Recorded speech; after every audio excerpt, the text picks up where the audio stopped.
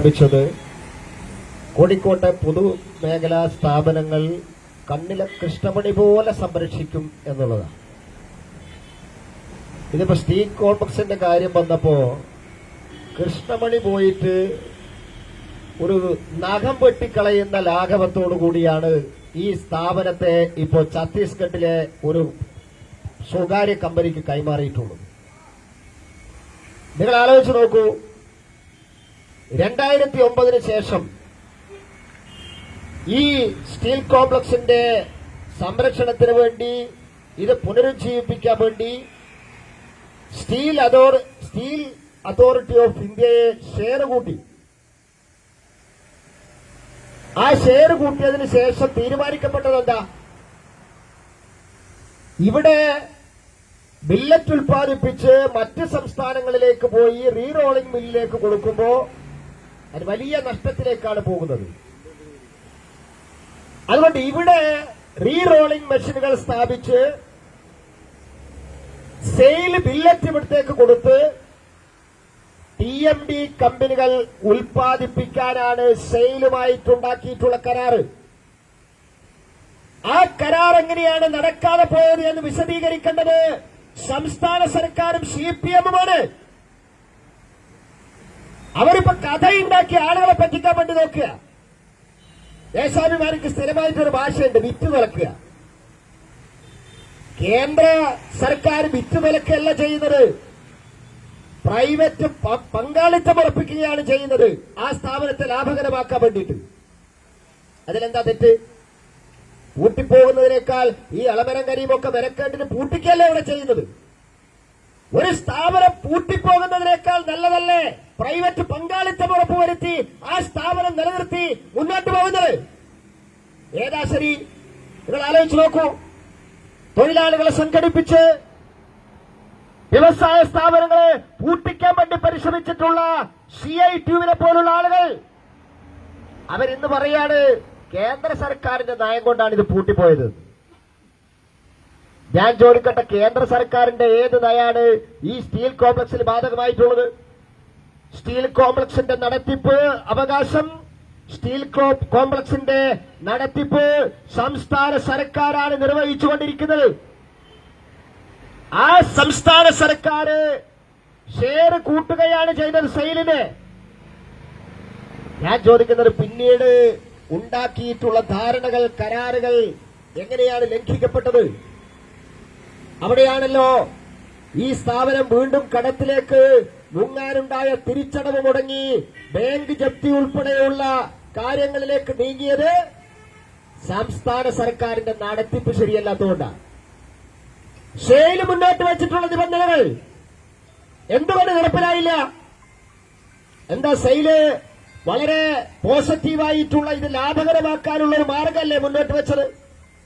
30% തുക കൊടുത്ത് ഷെയർ കൂടി ഓരോ മാസവും 5500 ടണ്ണ് ബില്ലറ്റ് നൽകാമെന്ന് പറഞ്ഞു. ആദ്യത്തെ മാസം 10,000 ടണ്ണ് ബില്ലറ്റ് നൽകി. ഇല്ലേ? ഈ നാട്ടിലെ ആളുകൾ പറയണം, സ്റ്റീൽ കോംപ്ലക്സിലെ ഉത്തരവാദിത്തപ്പെട്ട ആളുകൾ പറയണം. സെയിൽ എവിടെയാണ് പിന്മാറിയിട്ടുള്ളത്? സെയിൽ പിന്മാറേണ്ടി വന്നിട്ടുള്ളത് പിന്നീട് സർക്കാർ തയ്യാറാക്കിയിട്ടുള്ള ഉടമ്പടികൾ, ഉറപ്പുകൾ ലംഘിച്ചപ്പോഴാണ്. എന്താ ഉറപ്പ്?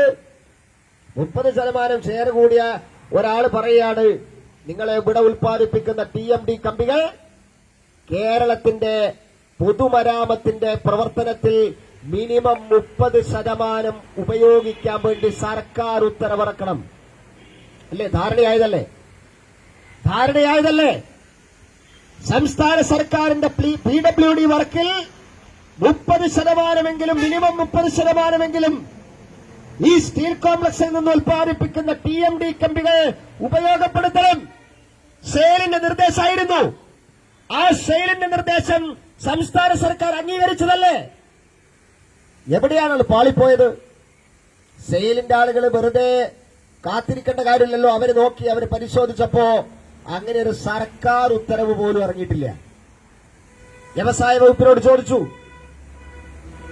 സംസ്ഥാന സർക്കാരിനോട് ചോദിച്ചു, ഒരു സർക്കാർ ഉത്തരവിറക്കാൻ സെയിലുമായിട്ടുണ്ടാക്കിയിട്ടുള്ള ധാരണാപ്രകാരം ഒരു സർക്കാർ ഉത്തരവിറക്കാൻ പോലും സാധിക്കാത്ത സാഹചര്യത്തിലാണ് പിന്നീട് ബില്ലറ്റ് നൽകാതിരുന്നതും ആ കരാറിൽ നിന്ന് സെയിൽ പിൻവാങ്ങിയതും. പ്രിയപ്പെട്ടവരെ, പിന്നെ ആർക്കാണിത് സംരക്ഷിക്കേണ്ട ചുമതല? ആരാണ് ഇതിന് ഉത്തരവാദി? സംസ്ഥാന സർക്കാരല്ലേ? ഇത് കൈകാര്യം ചെയ്യുന്ന നടത്തിപ്പ് അവകാശമുള്ള സംസ്ഥാന സർക്കാർ പിന്നീട് ചെയ്തതെന്താ? കാനറ ബാങ്കിൽ തിരിച്ചടവ് മുടങ്ങി. മാസങ്ങളോളം തിരിച്ചടവ് മുടങ്ങിയപ്പോ കാനറ ബാങ്ക് ലോ ട്രിബ്യൂണലിനെ സമീപിച്ചു, അല്ലേ? വിളിപ്പിച്ചില്ലേ സംസ്ഥാന സർക്കാരിനെ? പലതവണ വിളിപ്പിച്ചില്ലേ സംസ്ഥാന സർക്കാരിനെ? സംസ്ഥാന സർക്കാരിന്റെ പ്രതിനിധികൾ ലോ ട്രിബ്യൂണലിൽ ഹാജരായില്ലേ? എനിക്ക് ഓർമ്മയുണ്ട്, 2022 നവംബർ മാസം 24 തീയതി ലോ ട്രിബ്യൂണലിൽ സംസ്ഥാന സർക്കാർ പറഞ്ഞത് അന്ന് പലിശയടക്കം 45 കോടി എടുത്തതിന് 2022 നവംബർ മാസം 24 തീയതി ആകുമ്പോ 107 കോടി രൂപയായി തിരിച്ചടവ്. 107 കോടി രൂപ തിരിച്ചടക്കണം. അന്ന് സംസ്ഥാന സർക്കാർ പറഞ്ഞത് 7 ദിവസത്തിനകം ഈ 107 കോടി രൂപ ഞങ്ങൾ തിരിച്ചടക്കും പറഞ്ഞില്ലേ? ഇത് പറഞ്ഞത് 2022 നവംബർ മാസം 24 തീയതി ആണെങ്കിൽ അതിനുശേഷം നിരവധി തവണ കേസ് വിസ്താരത്തിനായി സംസ്ഥാന സർക്കാരിന്റെ പ്രതിനിധികൾ ഹാജരായില്ലേ? എന്താണ് സംസ്ഥാന സർക്കാർ ഇതിനെ സംരക്ഷിക്കാനെടുത്ത നിലപാടെന്താണ്? സർക്കാർ തലത്തിൽ മന്ത്രിസഭാ യോഗത്തിൽ ഈ സ്റ്റീൽ കോംപ്ലക്സിനെ സംരക്ഷിക്കാൻ എന്ത് നിലപാടെടുത്തു, എന്ത് തീരുമാനമെടുത്തു ജനങ്ങൾക്കറിയാൻ ആഗ്രഹമുണ്ട്. നിരുത്തരവാദപരമായിട്ടുള്ള സമീപനമാണ് സംസ്ഥാന സർക്കാരിന്റെ ഭാഗത്തു നിന്നുണ്ടായിട്ടുള്ളത്. വർഷങ്ങളോളം യാതൊരുവിധ മറുപടിയും കൊടുക്കാതെ തിരിച്ചടവിനെ സംബന്ധിച്ച് ലോ ട്രിബ്യൂണലിൽ പോലും നൽകിയിട്ടുള്ള ഉറപ്പുകൾ പാലിക്കാത്ത സാഹചര്യത്തിലാണല്ലോ ബാങ്കുകൾ അറ്റാച്ച്മെന്റ് തയ്യാറാവുക, അല്ലേ? ഞാൻ ചോദിക്കട്ടെ, ഈ അവസരത്തിൽ ഒന്നും ഒരു സർക്കാർ നടപടിയും സ്വീകരിക്കാതെ, മന്ത്രിസഭാ യോഗങ്ങളിൽ ഇത് വെച്ചൊരു തീരുമാനവും എടുക്കാതെ പിന്നെ എങ്ങനെയായിരുന്നു സ്റ്റീൽ കോംപ്ലക്സിനെ സംരക്ഷിക്കേണ്ടിയിരുന്നത്? പറയും നിങ്ങൾ, സാമാന്യ വിവരമുള്ള ആളുകൾ പറയും. അതിന്റെ ഇടയില് തെരഞ്ഞെടുപ്പ് പൊതുയോഗങ്ങളിൽ വന്ന് സ്റ്റീൽ കോംപ്ലക്സിനെ ഞങ്ങൾ സംരക്ഷിക്കുമെന്ന് വെറുതെ വാഗ്ദാനം കൊടുത്തത് കൊണ്ട് എന്തായി? ഒന്നും ആയില്ല എന്നുള്ളത് ഇപ്പൊ തെളിഞ്ഞില്ലേ? മെയ് 2 തീയതി വിധി വന്നു. അതിലും ദുരൂഹതയുണ്ട്. ഇപ്പൊ ഛത്തീസ്ഗഡിലെ കമ്പനി ആയതുകൊണ്ട് BJP സർക്കാരാണ് ഉത്തരവാദി. ഇവിടെ ഇപ്പൊ ഗിരീഷും പ്രസംഗിച്ചു പോയി എന്ന് പറഞ്ഞു. ഛത്തീസ്ഗഡിലെ കമ്പനി ഞങ്ങൾ തമ്മിൽ എന്താണ് ബന്ധം? ഈ കടലാസ് കമ്പനിക്ക് 30 കോടിക്ക് അങ്ങനെ പോയി. എവിടെയാണ് അതിനെ തടഞ്ഞു നിർത്താൻ സർക്കാർ നിലപാടെടുത്തിട്ടുള്ളത്? ഈ നാട്ടിലെ ജനങ്ങൾക്ക് അറിയാൻ ആഗ്രഹമുണ്ട്. ഈ 400 കോടി രൂപ അനുവദിക്കുന്ന ഒരു സ്ഥാപനം എങ്ങനെയാണ് 30 കോടിക്ക് വിധിയായത്? എന്താ നിങ്ങൾ ഇത്രയും നാൾ വാദിച്ചത്? നിങ്ങളിപ്പോ പറയുന്നുണ്ടല്ലോ, എന്താ പരിഹാരം പറഞ്ഞത്? വ്യവസായ വകുപ്പ് മന്ത്രി എന്താ പരിഹാരം പറഞ്ഞത്? കഴിഞ്ഞ ദിവസം ഞങ്ങൾ അപ്പീലിൽ പോകും. അപ്പീൽ അവിടെ നിൽക്കട്ടെ. നിങ്ങൾ ലോ ട്രിബ്യൂണലിൽ ഇതുവരെ എന്താ വാദിച്ചത്? അതറിയാൻ ജനങ്ങൾക്ക് ആഗ്രഹമുണ്ട്. അങ്ങനെ വാദിച്ചിരുന്നെങ്കിൽ, രക്ഷിക്കാനുള്ള ഒരു മാർഗം നിങ്ങൾ നിർദ്ദേശിച്ചിരുന്നെങ്കിൽ ഇങ്ങനെ ഒരു വിധി വരുമായിരുന്നോ? അപ്പൊ ഞങ്ങൾ എന്താ കണക്കുകൂട്ടേണ്ടത്? കഴിഞ്ഞ 2 വർഷക്കാലമായി ഈ ട്രിബ്യൂണലിൽ നടക്കുന്ന കേസ് വിസ്താരത്തിൽ നിങ്ങൾ തോറ്റുകൊടുക്കുകയായിരുന്നു. ഛത്തീസ്ഗഡിലെ കമ്പനിക്ക് 30 കോടിക്ക് ചുളുവിലയ്ക്ക് ഈ കമ്പനിയെ എത്തിക്കാൻ താൽപര്യമുള്ളവർ ഈ സംസ്ഥാന സർക്കാരിൽ തന്നെയാണുള്ളത്, മന്ത്രിസഭയിൽ തന്നെയാണുള്ളത്. അതിന് നിങ്ങൾ വേറെ ആരെയും കുറ്റപ്പെടുത്തിയിട്ട് കാര്യമില്ല. നിങ്ങൾ അപ്പീലിന് പോകുമെന്ന് പറയുന്നവർ എന്താണ് ഈ 2-3 വർഷമായിട്ട് നിയമപരമായിട്ട് എന്ത് നടപടിയാണ് നിങ്ങൾ സ്വീകരിച്ചത് എന്നറിയാൻ ഞങ്ങൾക്ക് ആഗ്രഹമുണ്ട്. അതുകൊണ്ട് നിങ്ങൾ തനിക്കാക്കി പടക്കാക്കാൻ വേണ്ടി നോക്കണ്ട. നിങ്ങൾ ആരുടെയും തലയിൽ ഈ കുറ്റം ചുമത്തി നിങ്ങൾക്ക് രക്ഷപ്പെടാൻ വേണ്ടി പറ്റില്ല. സെയിലിന് നിങ്ങൾ ഷെയർ കൂട്ടിയതാണ്.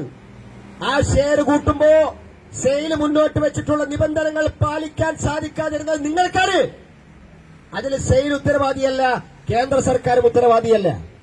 അതുകൊണ്ട് പ്രിയപ്പെട്ടവരെ, ഈ കുറ്റകരമായിട്ടുള്ള അനാസ്ഥ കാണിച്ചിട്ടുള്ളത്, വീഴ്ച സംഭവിച്ചിട്ടുള്ളത് ഈ സ്റ്റീൽ കോംപ്ലക്സിന്റെ നടത്തിപ്പുകാരായിട്ടുള്ള സംസ്ഥാന സർക്കാരിനാണ്. ആ സംസ്ഥാന സർക്കാർ അടിയന്തര നിലപാടുകൾ സ്വീകരിച്ചുകൊണ്ട് അടിയന്തരമായിട്ടുള്ള നിലപാടുകൾ സ്വീകരിക്കണം സർക്കാർ. ഇതിനെ സംരക്ഷിക്കാൻ ആവശ്യമായിട്ടുള്ള എല്ലാ നടപടികളും നിയമ നടപടികളും വേണം. അതോടൊപ്പം തന്നെ സംരക്ഷിക്കാൻ ആവശ്യമായിട്ടുള്ള സർക്കാർ തീരുമാനങ്ങൾക്കാണ് ജനങ്ങൾ കാതോർക്കുന്നത്. ആ സർക്കാർ തീരുമാനങ്ങൾ എടുക്കാൻ നിങ്ങൾക്ക് സാധിക്കുന്നുണ്ടോ? ഈ ലോ ട്രിബ്യൂണലിൽ നിങ്ങൾ പരാജയപ്പെട്ടപ്പോഴും മന്ത്രിസഭ കൂടി ഈ സ്റ്റീൽ കോംപ്ലക്സിന് വേണ്ടി എന്ത് തീരുമാനമാണ് നിങ്ങൾ എടുത്തിട്ടുള്ളത്? ഒരു തീരുമാനവും എടുക്കാതെ ആ നിയമപരമായിട്ടുള്ള പോരാട്ടത്തെ പോലും അലസമായിട്ട് കൈകാര്യം ചെയ്ത നിരുത്തരവാദപരമായിട്ടുള്ള ഒരു നിലപാട് സ്വീകരിച്ച സർക്കാർ, നിങ്ങൾ എന്ത് ന്യായീകരണമാണ് ജനങ്ങൾക്ക് മുമ്പാകെ വെക്കാൻ വേണ്ടി പോകുന്നതിന്? എന്ത് ന്യായീകരണമാണ് ഈ നാട്ടിലെ ജനങ്ങൾക്ക് മുമ്പാകെ വെക്കാൻ വേണ്ടി പോകുന്നത്? അതുകൊണ്ട് അപ്പീൽ പോവുകയായിരുന്നില്ല വേണ്ടിയിരുന്നത്. ശരി, വൈകിട്ടാണെങ്കിലും നിങ്ങൾ അപ്പീലിന് പോയിക്കോളൂ. പക്ഷേ ജനങ്ങൾ കാതോർക്കുന്നത് സർക്കാരിന്റെ ശക്തമായിട്ടുള്ള ഒരു തീരുമാനത്തിന് വേണ്ടിയിട്ടാണ്. സർക്കാർ ഈ സ്റ്റീൽ കോംപ്ലക്സ് തിരിച്ചുപിടിച്ച് ഇത് പുനരുജ്ജീവിപ്പിക്കാൻ ആവശ്യമായിട്ടുള്ള നടപടികൾ സ്വീകരിക്കണം. ഇപ്പൊ ഒരു സമരാഭാസം നടക്കുന്നുണ്ട്. CIT-കാരുടെ സമരാഭാസം എന്നല്ലേ അതിന് പറയേണ്ടത്? ഈ സ്ഥാപനം അടച്ചുപൂട്ടാൻ തീരുമാനമെടുത്തപ്പോഴാ 2016 2016 അടച്ചുപൂട്ടിയിട്ടുള്ള ഈ സ്ഥാപനത്തിന് മുമ്പിൽ മെയ് 2 തീയതിക്ക് ശേഷം ഒരു സമരാഭാസം എന്തിനു വേണ്ടിയിട്ടാ? കേന്ദ്ര സർക്കാരാണ് ഇതിന് ഉത്തരവാദി എന്ന് പറയാൻ വേണ്ടിയിട്ട്. നാളുണ്ടോ നിങ്ങൾക്ക്? ഇവിടെ പ്രവർത്തിക്കുന്ന തൊഴിലാളികൾക്ക് തൊഴിൽ നഷ്ടപ്പെടുമെന്ന് 2016 നിങ്ങൾക്ക് മനസ്സിലാക്കാൻ വേണ്ടി സാധിക്കില്ലേ? ഇല്ലെങ്കിൽ നിങ്ങളെ തലക്കകത്തൊക്കെ ചളിയാണോ? ചളിയാണ് നിങ്ങളുടെ തലക്കകത്ത്. 2016 പൂട്ടിപ്പോയ ഒരു സ്ഥാപനത്തിലെ തൊഴിലാളികൾക്ക് തൊഴിൽ നഷ്ടപ്പെടുന്നു തിരിച്ചറിയാൻ സാധിക്കാത്ത CITU എന്ത് CITU ആണോ നിങ്ങൾ? ഇപ്പോഴാണോ സമരം ചെയ്യുന്നത്? നിങ്ങൾ ആരെയാണ് വിട്ടുകളാക്കാൻ വേണ്ടി നോക്കുന്നത്? സാമാന്യ ബുദ്ധിയുള്ള ജനങ്ങളെ നിങ്ങൾ അവഹേളിക്കരുത്. ജനങ്ങൾക്ക് എന്താ സാമാന്യ ബുദ്ധിയില്ലേ? അതുകൊണ്ട് പ്രിയപ്പെട്ടവരെ, നമ്മൾക്ക് ആവശ്യം നമ്മുടെ പൊതുമേഖലാ സ്ഥാപനമായിട്ടുള്ള കോഴിക്കോടിന്റെ അഭിമാനമായ ഈ സ്ഥാപനം നിലനിർത്തുകയാണ്, അത് പുനരുജ്ജീവിപ്പിക്കുകയാണ്. അതിന് പുനരുജ്ജീവിപ്പിക്കാൻ ആവശ്യമായിട്ടുള്ള സംസ്ഥാന സർക്കാരിന്റെ തീരുമാനമാണ് പുറത്തു വരേണ്ടത്. ആ സംസ്ഥാന സർക്കാരിന്റെ തീരുമാനം പുറത്തു വരുന്നതുവരെ ഭാരതീയ ജനതാ പാർട്ടിയും ഭാരതീയ ജനതാ യുവമോർച്ചയും പ്രക്ഷോഭവുമായി പോരാട്ടവുമായി മുന്നോട്ട് പോകുമെന്ന് മാത്രം സൂചിപ്പിച്ചുകൊണ്ട് ഈ പ്രതിഷേധ പരിപാടി ഔപചാരികമായി ഉദ്ഘാടനം ചെയ്തതായി പ്രഖ്യാപിച്ചുകൊണ്ട് നിർത്തട്ടെ. നന്ദി, നമസ്കാരം, വന്ദേ മാതരം.